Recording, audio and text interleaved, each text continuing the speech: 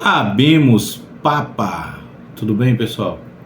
Estamos aqui e agora a última notícia, né? Todo mundo já está sabendo, é que o novo Papa foi eleito. Ele é um norte-americano com dupla nacionalidade, norte-americano e peruano.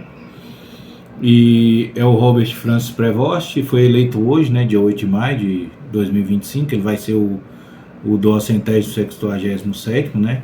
Papa Pontífice da Igreja Católica. Mas dessa nova era ele vai ser, digamos que o 8º Papa, né? Mesmo dentro daquelas profecias que o pessoal liga com o Apocalipse, né? O livro de João, né? De Apocalipse. Se fosse para dar aquela continuidade numérica que está ali, seria isso, né? Mas vamos falar aqui sobre o novo Papa.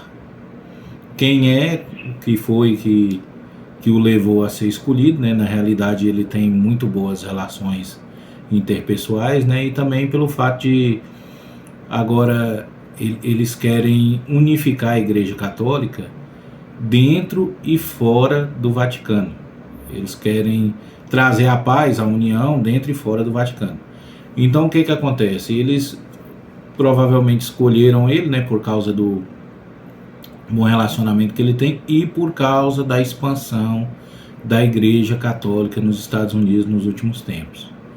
Está havendo uma expansão da Igreja Católica nos Estados Unidos nos últimos tempos, mesmo com o avanço das outras religiões e tudo mais, né, que não são advindas do cristianismo, mas o Papa tem essa premissa de ser um pacificador e um unificador nesse sentido dentro da Igreja Católica. Eles vão fazer uma autorreflexão, olhar para dentro de si e vão passar a retransmitir, porque no caso o Papa Francisco foi um Papa que olhou para fora, né? Ele era um Papa mais progressista, olhou para fora.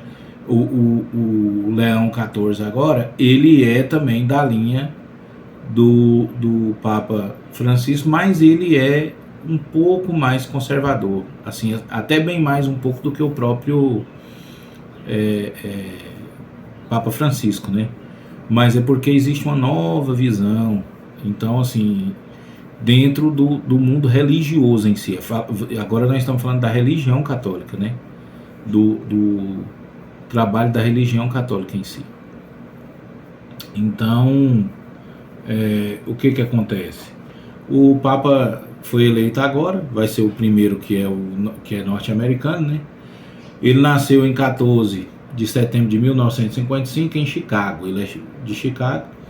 Ingressou na Ordem de Santo Agostinho em 77, ou seja, ele está na ativa desde 77, ele está na ativa, né? Já foi ordenado sacerdote em 82 e possui formação em matemática, teologia e direito. A especialização dele no direito é direito canônico, com estudos realizados nos Estados Unidos em Roma. Eles não são escolhidos à toa, pessoal. Todos eles vêm com... Ele era um azarão. Dentro de todos os outros candidatos, ele era um azarão. E aí, assim... Mas talvez a intenção da igreja tenha sido justamente essa, né? Você vai ver que no título aí eu coloquei o novíssimo Papa da última era, né? Porque pode ser, pelo que dizem muitos teólogos aí, né? Muitos escatologistas aí, seria o último Papa antes da chegada daquele que precede o fim, né? Mas a intenção real da igreja, na realidade, é a reunificação da Igreja Católica e fazer com que a Igreja Católica tenha um único alvo, para que ela caminhe para um único alvo. As outras religiões estão crescendo cada vez mais, o cristianismo tem perdido espaço no mundo, principalmente na Europa, e eles poderiam muito bem escolher um Papa europeu, mas eles não escolheram porque eles querem, porque o Vaticano já, né, dentro da Europa, a Europa também é muito forte no cristianismo, mas está perdendo espaço. Os muçulmanos geralmente não têm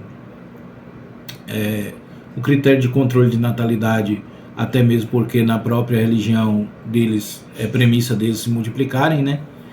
E eles têm multiplicado e crescido e se fortalecido, e daqui para 2060 o, né, o grupo muçulmano vai ser o maior grupo religioso dentre todas as religiões no mundo. O estudo é para isso, né? A progressão é para isso. E olha que a progressão deles é até maior, né? Porque talvez não pegou aqui o crescimento que tem na América do Sul, vindo aí do Paraguai, Uruguai, Argentina, sul do Brasil, São Paulo, agora chegando aqui no Goiás, em outros lugares, né? Então eles ainda não fizeram uma progressão, um estudo dessa progressão total do crescimento do Islã no mundo, né? Então a Igreja Católica agora é se fortalecer, preparar as próximas bases aí, vai buscar aquela paz, né? Aquela famosa paz que todo mundo acha que é a famosa paz do fim dos tempos, né? E vai buscar essa paz, e eles não são escolhidos à toa, então a formação deles é muito importante nesse sentido, né?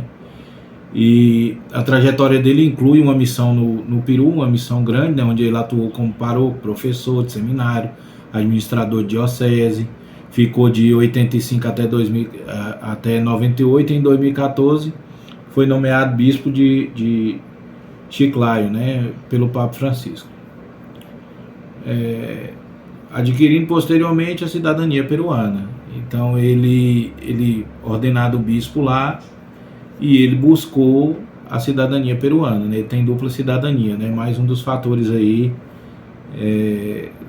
do porquê talvez ele possa ter sido escolhido, né? O Peru é um país muito grande, de um crescimento exponencial nas Américas, né? Não para dentro das Américas, mas para fora das Américas, né?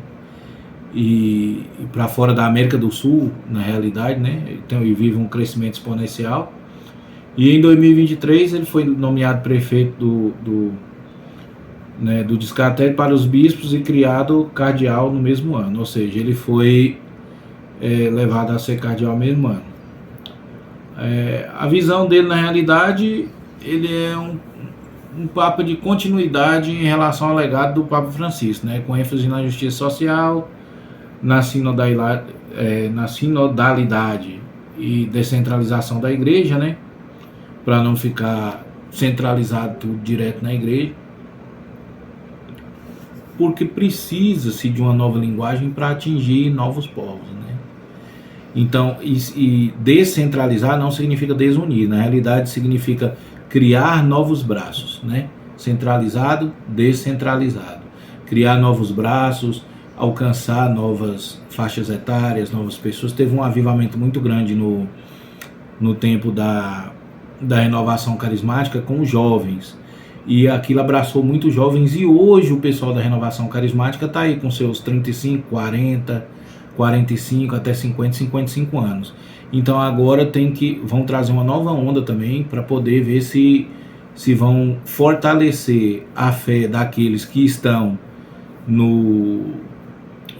da era, né, da renovação carismática, que no começo não foi tão bem aceito pela igreja assim, mas depois eles entenderam que o mundo estava mudando, as coisas estavam ciclando, e eles precisavam realmente daquele crescimento junto com a massa, né? Porque era uma mudança de cultura, uma mudança de publicidade, uma mudança de personalidade, uma mudança de foco social, justiça social. Então a igreja até deixou alguns parâmetros de lado que eram para a grande parte da população, que fazia mais parte na realidade da religiosidade da igreja e não da função central da igreja, que era propagar a mensagem de Jesus Cristo e o amor, né, que envolve essa mensagem. E aí agora eles vão procurar um novo ciclo, vão falar com outras pessoas, outras linguagens, e eles vão manter um foco, e vai ter uma tendência a colocar um olho mais assertivo no futuro, porque esse futuro agora é próximo, para pelo menos estancar a perca de fiéis que o mundo cristão tem tido, né? Até por parte dos católicos e tudo mais, e também até dos próprios evangélicos, que também veem no Papa, né? Enxergam o Papa como uma autoridade no mundo cristão em si, né? Não precisa significar que seja uma autoridade para o mundo evangélico, mas é uma autoridade no mundo cristão. E no primeiro discurso ele destacou a importância da paz, né? Eu fiz uma dáliazinha para mim não ir me perdendo, né?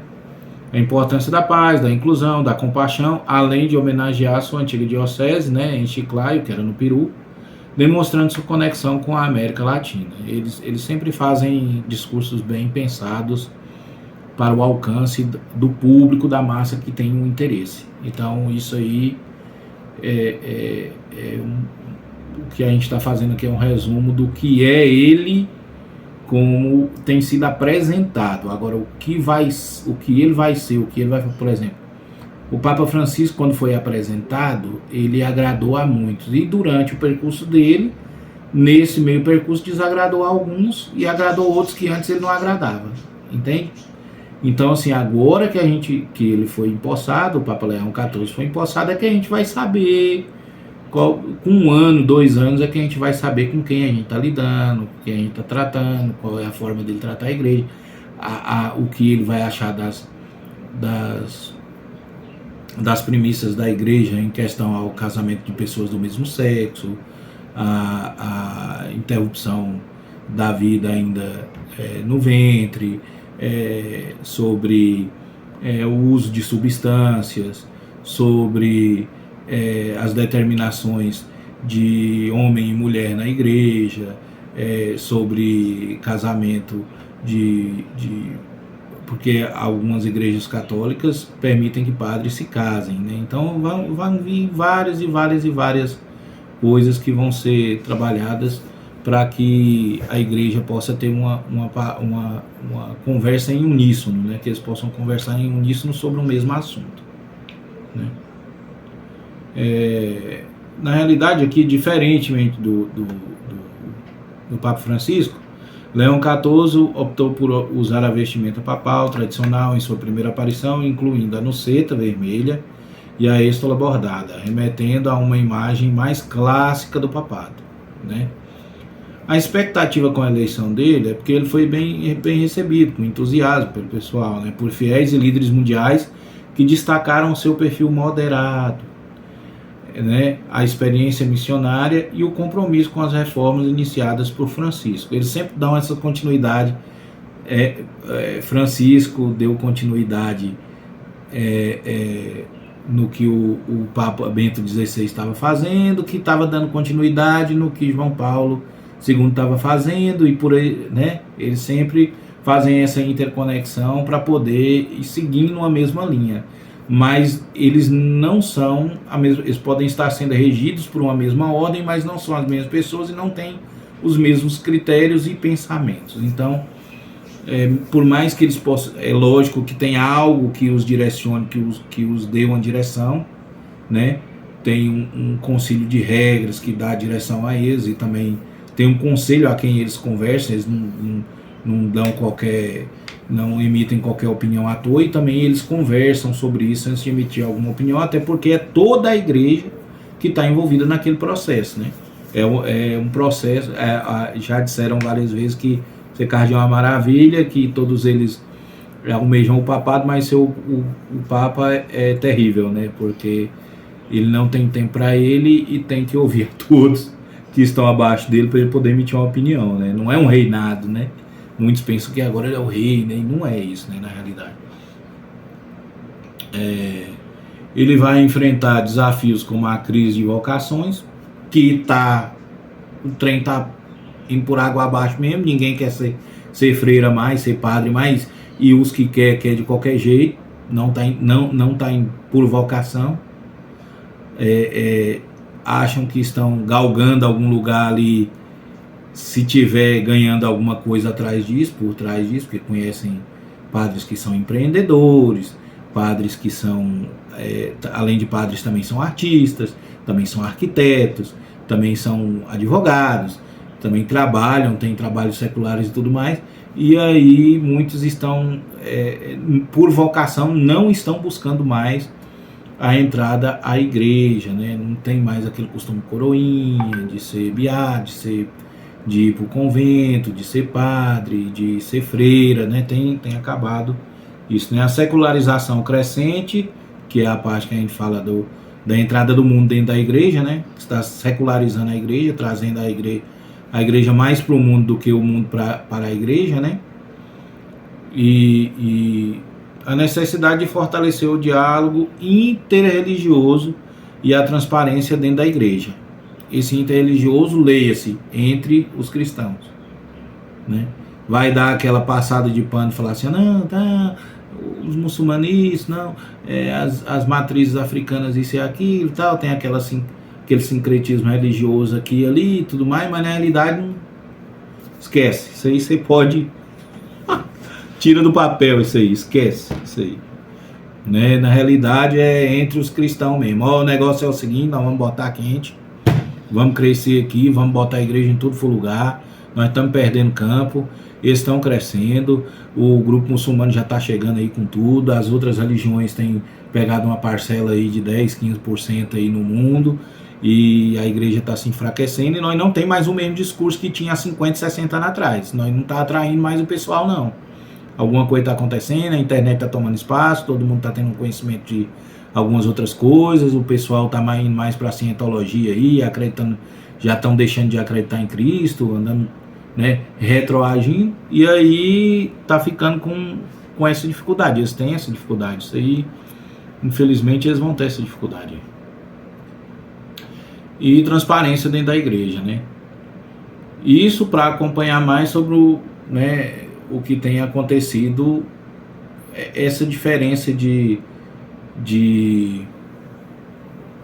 é porque agora é muito rápida a informação, mas a absorção da informação está complicada. Mas o que eu quero dizer com isso? Por exemplo, hoje você pode até ver, o Papa redigiu uma ata X, todo mundo lê, mas pela frequência de informação que você recebe, muitas das informações que eram para ficar intrínsecas dentro do seu pensamento, para que abrisse o logos na sua mente, né, o espaço temporal na sua mente para que ela fosse aceita, recebida e processada, isso não está existindo mais, entendeu? Antes você lia a homilia na igreja, lia a Bíblia, fazia as suas campanhas, fazia tudo, lia aquilo ali, processava, absorvia, e aquilo ali você ia tramitando pela sua vida. Agora está complicado. Então o que acontece? Quem está tendo disciplina, o mundo religioso que está tendo mais disciplina hoje é o mundo muçulmano. Ele está tendo uma disciplina feroz. Os filhos deles são educados severamente dentro das próprias leis, a não ser na França, em alguns lugares onde eles ainda se poluíram um pouco, mas eles estão crescendo muito rápido, eles estão ensinando os filhos dentro da própria lei, a lei de fora da religião deles para eles não serve, eles têm o objetivo de impor, não importa o país que estiver, o lugar que estiver, o objetivo deles é transformar aquela terra em terra de Alá, e eles estão botando quente. Enquanto nós está aí com medo de fazer 1, 2 meninos, eles estão fazendo 3, 4, 5 e ripando. E eles estão trabalhando, irmão. E eles estão tomando campo. E eles chegam no lugar, eles compram, eles vendem, eles recebem, dependendo do que for, eles aprendem aquela profissão, eles olham o que está acontecendo no cenário global, naquele cenário local, eles estão avançando em pequenas nações e grandes nações a passos largos. Então, eles têm tido a disciplina disso, eles têm absorvido o conhecimento religioso deles, e nós não temos absorvido o conhecimento religioso que nós precisávamos para poder defender a nossa fé, por enquanto estivesse defendendo. Eles estão errados? Não, jamais, eles estão certos. Eles estão educados assim, eles estão tocando o barco e nós estamos aí andando para trás, né? Agora a gente vai ter que acompanhar mais nos próximos dias para saber como é que a gente vai lidar com determinadas situações, né? O Papa que veio para ser o último, para anunciar o anticristo, para anunciar o que está acontecendo, e muitos falaram que nas profecias aquele que vinha trazer a paz durante um período de tempo viria do norte. Alguns falam do genro do Trump, né, que poderia ser também parte do anticristo, essas coisas todas aí. Mas essas profecias, me digam se vocês acreditam nessas profecias, quais são as profecias que vocês acreditam, e o que está acontecendo, e, né, porque, por exemplo, esses apagões na Europa,